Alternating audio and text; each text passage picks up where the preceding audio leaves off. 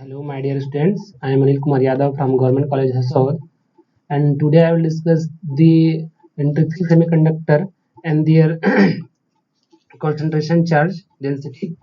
तो आज हम इंट्रिंसिक सेमीकंडक्टर के बारे में पढ़ने वाले हैं और इसके कैरियर कंसंट्रेशन के बारे में पढ़ने वाले हैं, चार्ज कैरियर कंसंट्रेशन के बारे में। ठीक है, तो इंट्रिंसिक सेमीकंडक्टर पढ़ने से पहले मैं आपको बता दूं, ठीक है, कि सेमीकंडक्टर हम क्यों पढ़ते हैं। ठीक है, सेमीकंडक्टर हम क्यों लेते हैं। ठीक, तो आपको पता ही होगा कि हम ज़्यादातर 3 टाइप के मटेरियल पढ़ते हैं। ठीक है, एक कंडक्टर लेते हैं, दूसरा इंसुलेटर लेते हैं, तीसरा सेमीकंडक्टर लेते हैं। मैं ये इसके बारे में थोड़ा सा आपको पहले बता दूं, उसके बाद अपने मेन टॉपिक में आऊँगा कि हम इंट्रिंसिक सेमीकंडक्टर में क्या पढ़ने वाले हैं। ठीक है, तो कंडक्टर, इंसुलेटर और सेमीकंडक्टर 3 टाइप के मटेरियल हम पढ़ते हैं। ठीक है, तीनों टाइप के मटेरियल को जो है हमने क्लासिफाइड किया है फ्री इलेक्ट्रॉन के बेसिस पे।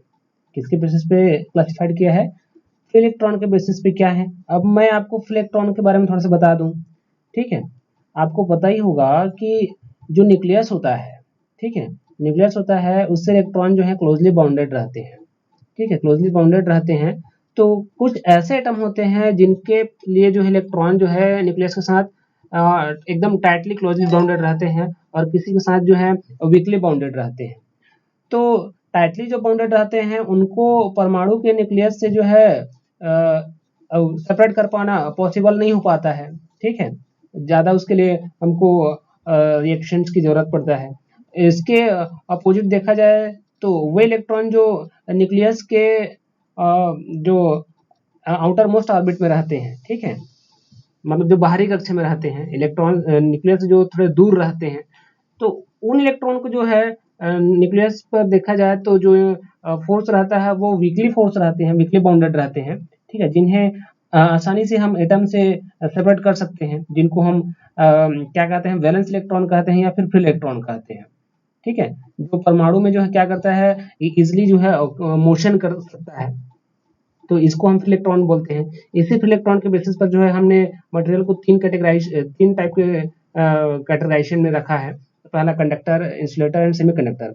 तो कंडक्टर के बारे में आपको पता ही होगा, जैसे कि सिल्वर हो गया, कॉपर हो गया, एल्युमिनियम हो गया, ये सब कंडक्टर में आते हैं। ठीक है, जिनके पास जो है जो इलेक्ट्रॉन, नंबर ऑफ इलेक्ट्रॉन होता है, ठीक है, वो अधिक होता है। ठीक है, जिनपे जो है कंडक्शन जो है इजिली पॉसिबल हो जाता है, कंडक्शन फ्लो। तो इस तरीके से जिनके पास नंबर ऑफ इलेक्ट्रॉन जो है बहुत नंबर ऑफ जो फ्री इलेक्ट्रॉन जो है जितने ज़्यादा अधिक संख्या में रहेंगे, ठीक है, वो उतना ही ज़्यादा क्या होता है, कंडक्टर होता है। तो जिनके पास जो है नंबर ऑफ इलेक्ट्रॉन जो है कम रहेंगे, ठीक है, या फिर न्यूक्लियस के साथ क्लोजली टाइटली बंधे रहेंगे, तो वो जो है कंडक्टर में नहीं आता है, इंसुलेटर में आता है। अर्धचालक में वो मटेरियल्स आते हैं, ठीक है, सेमीकंडक्टर में वो मटेरियल्स आते हैं जिनपे जो है हम कहें कि वह इंसुलेटर और कंडक्टर के बीच का स्टेट है। ठीक है, जिसमें हम जितना ज़्यादा इम्प्योरिटी मिलाते जाएंगे उस मटेरियल की जो है चालकता उतनी ज़्यादा बढ़ती जाती है, जिसको हम अर्धचालक के नाम से जानते हैं। और ये भी जानते हैं कि जो कंडक्टर और इंसुलेटर होता है, ठीक है, तो कंडक्टर का जो बैंड होता है, बैंड गैप जो होता है, वो तो थोड़ा कम रहता है। दैट मीन्स उसकी जो रेजिस्टिविटी रहती है, जो कंडक्टर मटेरियल की जो रेजिस्टिविटी होती है वो बहुत कम होती है, लगभग 10⁻⁸ से 10⁻⁶ ओम मीटर की होती है। ठीक है, जबकि इंसुलेटर की देखें रेजिस्टिविटी तो 10⁻⁹ से 10⁻11 ओम मीटर की होती है। तो इस तरीके से रेजिस्टिविटी के आधार पर आप बता सकते हैं कि किसकी चालकता ज़्यादा है।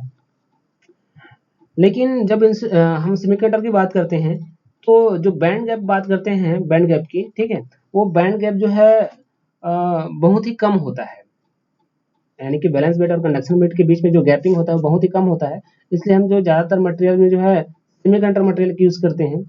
ठीक है, और जो पदार्थ की जो मटेरियल्स की जो कंडक्टिविटी होती है वो दो बातों पर निर्भर करती है। तो एक तो ये है कि कंडक्शन बैंड में जो है पार्शली या फिर पूरे तरीके से एम्प्टी बैंड हो, उस पर डिपेंड करता है। दूसरा जो है एनर्जी गैप बैंड पर, यानी कि ऊर्जा अंतराल पर, वर्जित ऊर्जा अंतराल पर। तो इन दो बातों पर निर्भर करता है हमारा। ठीक है, जैसे हम सिलिकॉन के लिए देखें, सिलिकॉन के लिए जो बैंड गैप होता है 1.12 इलेक्ट्रॉन वोल्ट का होता है, जबकि जर्मेनियम के लिए क्या होता है 0.712 इलेक्ट्रॉन वोल्ट का होता है। तो इस तरीके से जो है इलेक्ट्रॉन का जो बैंड गैप होता है वो हम बता सकते हैं सेमीकंडक्टर में। ठीक है, तो अब हमारे मेन टॉपिक पे आ जाते हैं इंटरेक्टिव सेमीकंडक्टर पे। तो आपने जान गया कि चालक और कुचालक और अर्धचालक के बारे में। तो अर्धचालक में आज हम पढ़ने वाले हैं इंटरेक्टिव सेमीकंडक्टर। इंटरेक्टिव सेमीकंडक्टर वह सेमीकंडक्टर होता है जिसके पास जो है बैंड गैप जो है लगभग 1 इलेक्ट्रॉन वोल्ट का होता है। Interactive semiconductor are having band gap of the order of 1 electron volt, which is comparable to thermal energy. Hence the conduction process is such materials can be achieved by thermal excitation of electron across the energy gap. A pure chemical substance such as silicon and germanium arsenide, ठीक है, antimony and silicon silicate etc. and some are examples of intrinsic semiconductor. तो intrinsic semiconductor वे materials होते हैं, ठीक है, या फिर वे semiconductor होते हैं जिनका जो बैंड गैप होता है, ठीक है, वह लगभग 1 इलेक्ट्रॉन वोल्ट का होता है। कितने का होता है? 1 इलेक्ट्रॉन वोल्ट का होता है। And which is comparable to thermal energy, ठीक है, जो कि थर्मल एनर्जी के कंपेरेबल होता है।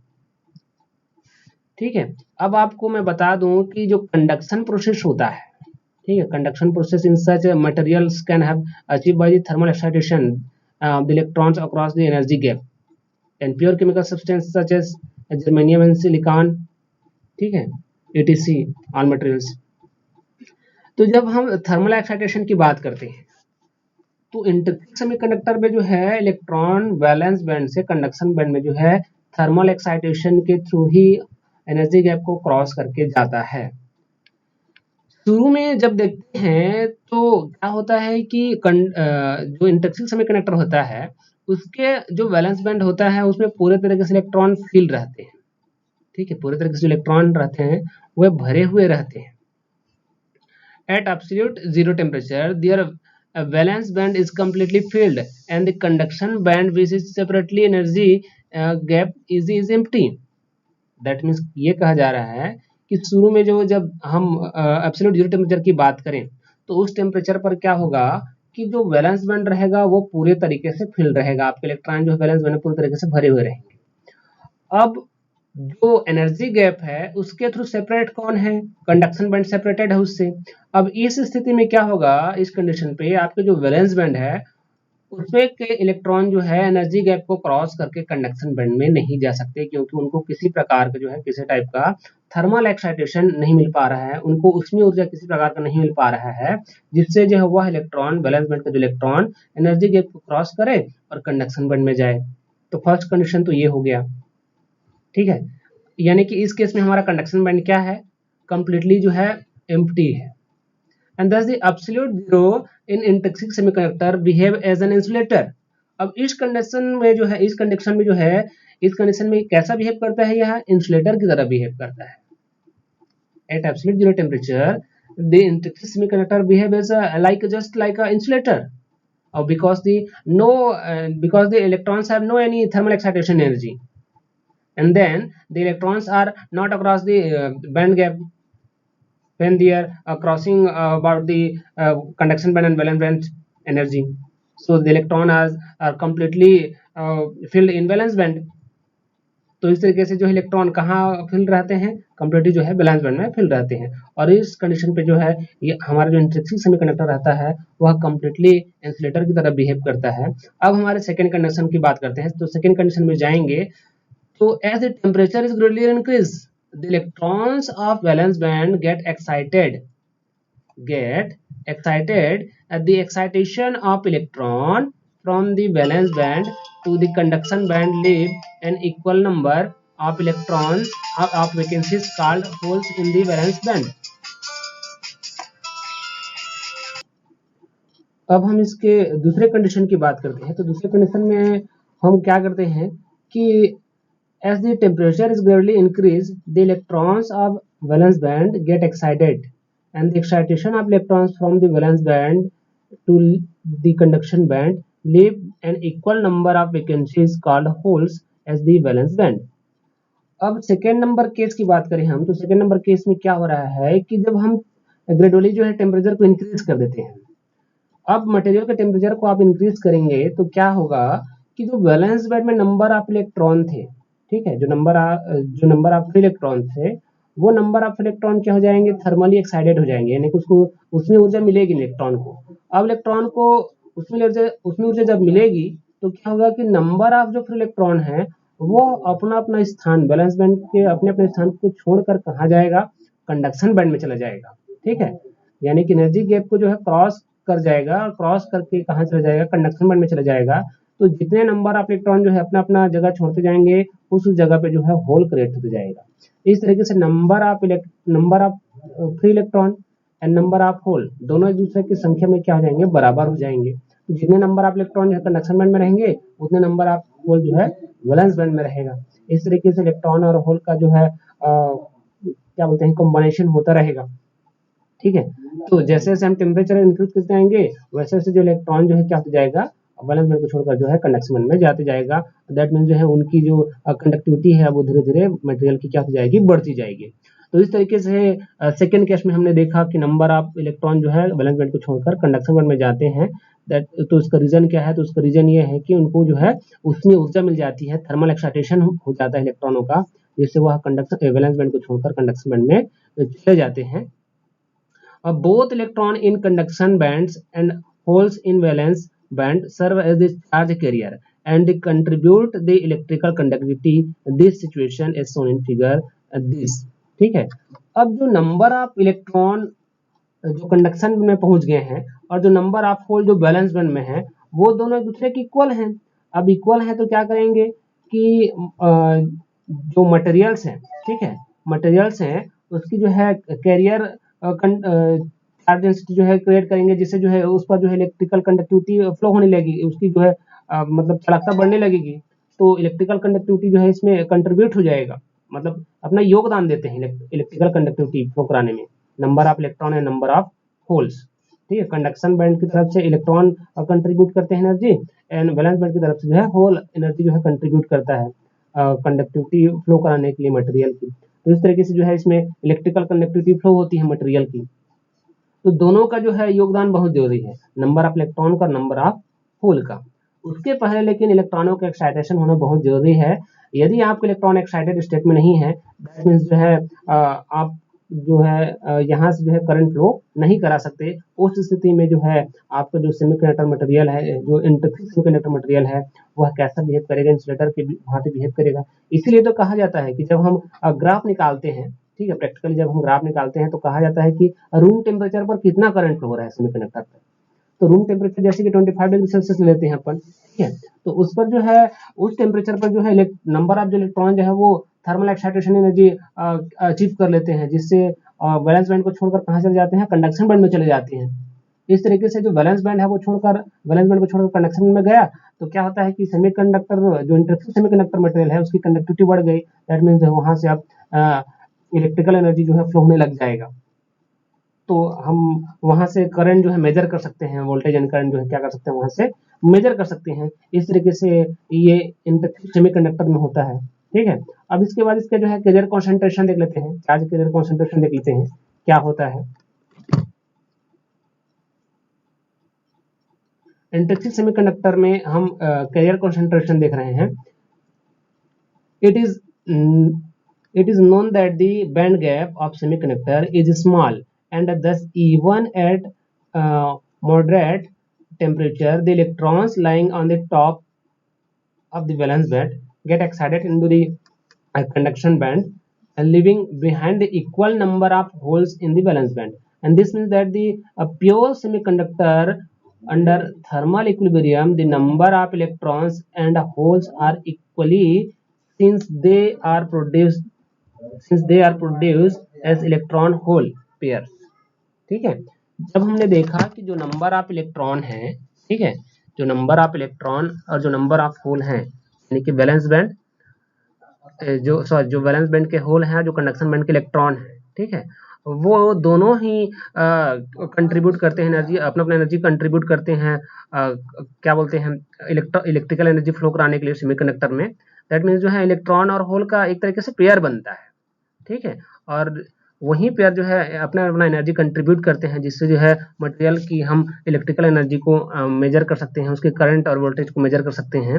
When electrical field is applied, अब उस पर जो है आप इलेक्ट्रिकल फील्ड अप्लाई करते हैं, ठीक है, and the electrons drift toward the positive electrode and constituting the current, and a whole move toward the negative electrode and again constituting a current। अब जब उस पर हम इलेक्ट्रिक फील्ड अप्लाई करते हैं तो क्या होता है कि जो प्लस चार्ज रहता है उसकी तरफ जो है नंबर ऑफ इलेक्ट्रॉन मूव करने लग जाते हैं, एंड जो माइनस चार्ज होता है उसकी तरफ जो है होल मूव करने लग जाता है, ठीक है, जिसकी वजह से जो है करंट जो है फ्लो होने लग जाता है, एंड द करंट मतलब करंट जो है तेजी से फ्लो होने लग जाता है, and the current due to the both this carriers are in the opposite direction due to the opposite charge.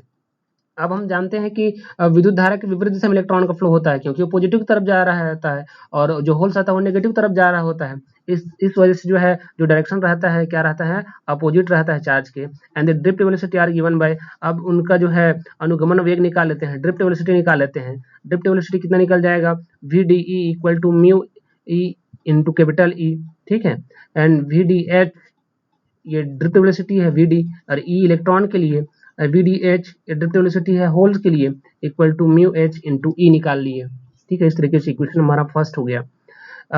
Where subscript e and h refer to the electron and holes, जैसे कि मैं पहले बता चुका हूँ अभी कि ये ई और एच जो है जो सबस्क्रिप्ट में देख रहे हैं वो इलेक्ट्रॉन और होल को शो कर रहा है, एंड जो डी देख रहे हैं वो किसको शो कर रहा है, ड्रिफ्ट को शो कर रहा है, ड्रिफ्ट वेलोसिटी को शो कर रहा है respectively, and the proportionality factor mu is known as the mobility charge carrier, एंड म्यू जो है उसकी मोबिलिटी चार्ज कैरियर को शो कर रहा है।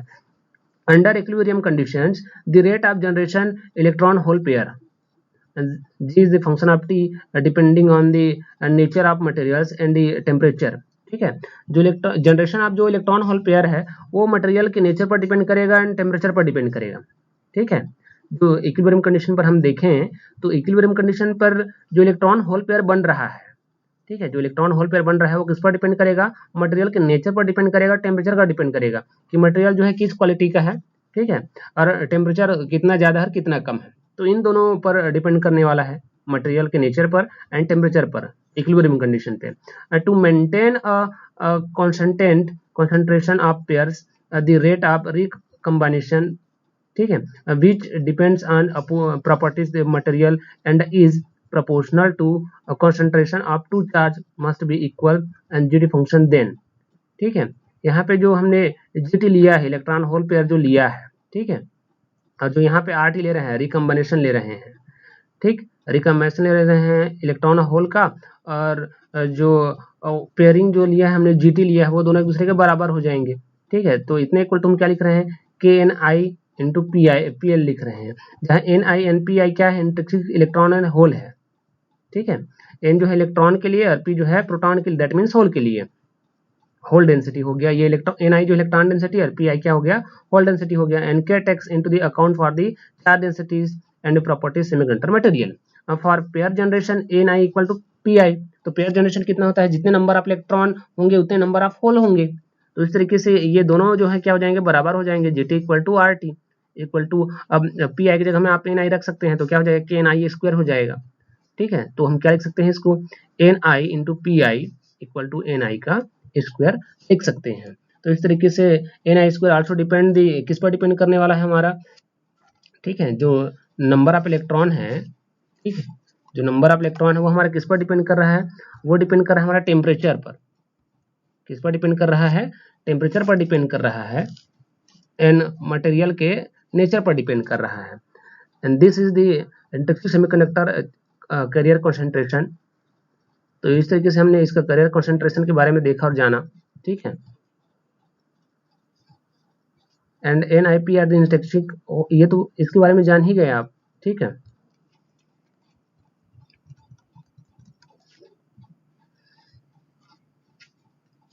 नेक्स्ट लेक्चर में आपसे फिर से मिलेंगे। इंटरेक्टिव सेमीकंडक्टर तो हमने देख लिया, अगला जो हमारा टॉपिक होगा वो एक्सट्रिंसिक सेमीकंडक्टर होगा, और उसका भी हम कैरियर चार्ज कंसंट्रेशन देखेंगे, और उस पर आपको फिर से बताएंगे कि उसमें नंबर ऑफ इलेक्ट्रॉन का जो है रोल कैसा होता है, कैसे जो है इलेक्ट्रिकल एनर्जी में जो है अपना कंट्रीब्यूशन देते हैं। तो इस तरीके से हमारा आज का टॉपिक कंप्लीट हुआ, ठीक है। नेक्स्ट लेक्चर में आपसे फिर से मिलेंगे। Thank you.